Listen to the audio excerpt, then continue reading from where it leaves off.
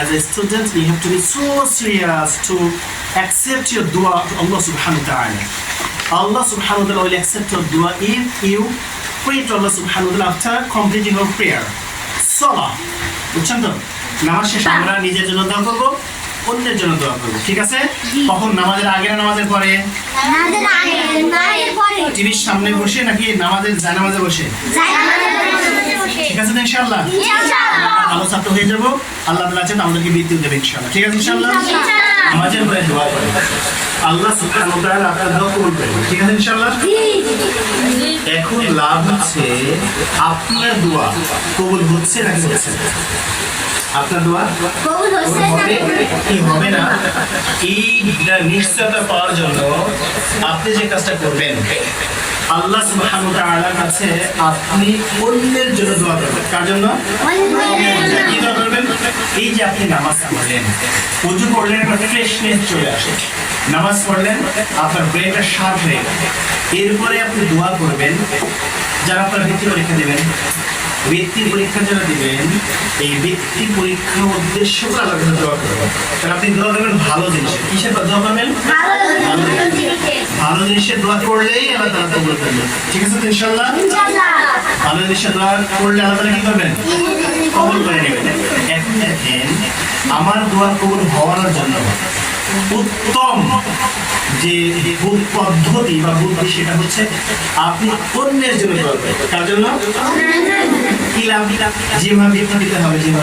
জিহ্বা যদি বৃদ্ধি পাওয়ার চলে, জিহ্বা দোয়া করবে, আল্লাহ তুমি সাইদকে আর জুবাইরকে বৃদ্ধি দিয়ে দাও, আল্লাহ এর সাথে যদি আমাকেও দাও, তাহলে তো আলহামদুলিল্লাহ আরো বেশি ভালো হবে। বুঝলেন? সাইদ বাকি দোয়া করবে, সাইদ বাকিদের জন্য দোয়া করবে, জুবাইর বাকিদের জন্য দোয়া করবে, হুমায়রা বাকিদের জন্য দোয়া করবে। ইসমাইল হচ্ছে যদি একটু ভালো হতে চাই, ইসমাইলও অন্যদের জন্য দোয়া করবে। লাভটা কি? আপনি কেন অন্যদের জন্য দোয়া করবেন? বুঝছেন ফাতিমা? আপনি কেন আরেকজনের জন্য দোয়া করবেন? আরাফাত বুঝছেন? বুঝছেন? আপনি কেন আরেকজনের জন্য দোয়া করবেন? কারণ হলো আল্লাহর হাবিব বলেছেন, রাসূল সাল্লাল্লাহু আলাইহি ওয়াসাল্লাম বলেন নাকি? রাসূল বলেছেন, যদি কোনো ব্যক্তি অন্য কোনো ব্যক্তির জন্য দোয়া করে, যদি কোনো নামাজি ব্যক্তি, কোনো দিনদার ব্যক্তি অন্য কোনো ব্যক্তির জন্য দোয়া করে, তো আল্লাহ সুবহানাহু ওয়া তাআলার ফেরেশতারা তার জন্য দোয়া করে। বলেন সুবহানাল্লাহ। আল্লাহ তাআলার ফেরেশতারা তার জন্য দোয়া করে। আর আল্লাহ তাআলার ফেরেশতারা নিষ্পাপ। আল্লাহর ফেরেশতারা যে দোয়া করবে সেটা কবুল হবে না? এখন মুরসালিন যদি সাজিদের জন্য দোয়া করে, তো মুরসালিনের দোয়া সাজিদের জন্য করার কারণে আল্লাহর ফেরেশতারা মুরসালিনের জন্য দোয়া করবে। তো ফেরেশতারা যে নিষ্পাপ, সেহেতু আল্লাহ সুবহানাহু ওয়া তাআলা নিষ্পাপ ফেরেশতাদের দোয়া কবুল করে মুরসালিন যে দোয়াটা সাজিদের জন্য করেছিল, সেই দোয়াটা মুরসালিনের জন্য আল্লাহ তাআলা কবুল করে নেবেন। সুবহানাল্লাহ। দেশের কত চমৎকার সিস্টেম। আপনি নামাজ না পড়লে সিস্টেম কোথায় পাবেন? বুঝছেন? আমাকে তো বুঝতেছেন, আমার বুঝছেন, আশা বুঝছেন তো?